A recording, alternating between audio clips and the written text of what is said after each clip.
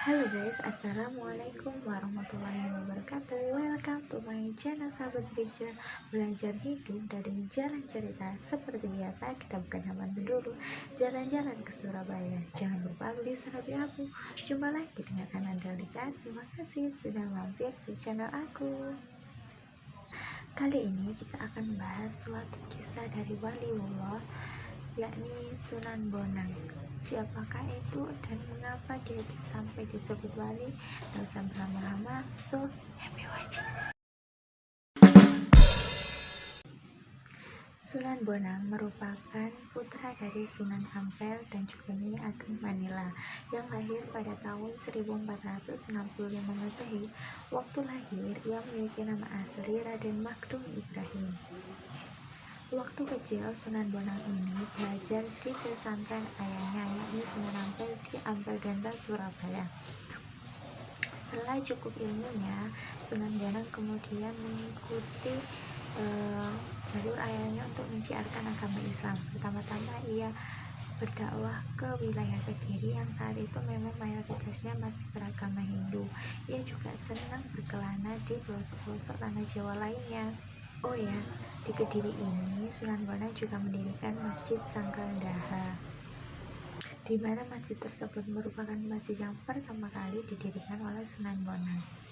Setelah ia berdakwah di Kediri, ia melanjutkan kelananya hingga kemudian ia tinggal di sebuah desa bernama Desa Bonang, di mana Desa Bonang ini terletak di wilayah Lasem, kurang lebih 15 km di sebelah timur kota Rembang. Di sini Sunan Bonang juga mendirikan pesantrennya, yakni Watu Layar. Ia juga diangkat sebagai Imam Kesultanan Demak, bahkan pernah juga menjadi panglima tertinggi di sana. Seperti yang saya bilang tadi, bahwa Sunan Bonang ini memang hobinya itu suka berkelana. Jadi ia terus melanjutkan kelananya sampai kota-kota terpencil dari wilayah Jawa pun ia datangi, seperti Tuban, Pati, Madura, juga Bawean. Nah, di Bawean inilah pada tahun 1525 Masehi jenazah Sunan Bonang menjadi perebutan oleh penduduk Bawean dan juga penduduk Tuban. Kalau kita mengenal sedikit kemarin Sunan Giri yang ahli dalam ilmu fikihnya, berbeda dengan Sunan Bonang. Ia lebih tertarik dengan ilmu tasawufnya. Dia menguasai kitab dari Usuluddin, tasawuf, kemudian sastra, juga arsitektur. Masyarakat juga mengenal Sunan Bonang ini sebagai orang yang piawai dalam mencari sumber mata air yang di tempat-tempat gersang. Ajaran Sunan Bonang ini lebih banyak berintikan tentang cinta. Jadi menurut Sunan Bonang, filsafat cinta itu seperti iman, pengetahuan intuitif atau ma'rifat, serta kepatuhan kepada Allah Subhanahu wa Ta'ala, yakni hakul yakin,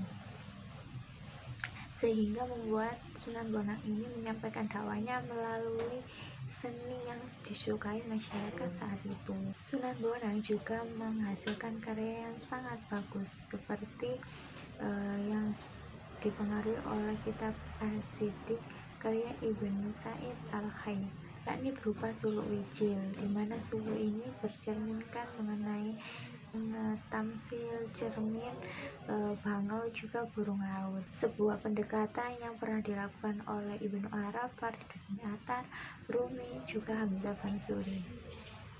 Sunan Bonang juga mengubah gamelan Jawa yang saat itu masih identik dengan estetika Hindu menjadi bernuansa Islam dengan menambahkan instrumen bonang di dalamnya. Bahkan Tombo Adi itu juga karya Sunan Bonang loh. Bahkan dalam pewayangan, Sunan Bonang termasuk dalang yang dapat membius penontonnya karena penampilannya. Ia bahkan mengubah lakon seperti Pandawa versus Kurawa ini seperti bernuansa Islam, di mana peperangan antara nafi atau peniadaan dengan juga isbah, yakni peneguhan.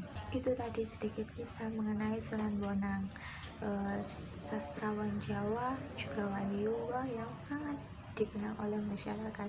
Bahkan sampai sekarang makamnya pun masih sering diziarahi oleh masyarakat di wilayah Tuban. Terima kasih, semoga bermanfaat. Jangan lupa like, komen, dan subscribe-nya. Mohon maaf bila ada salah kata.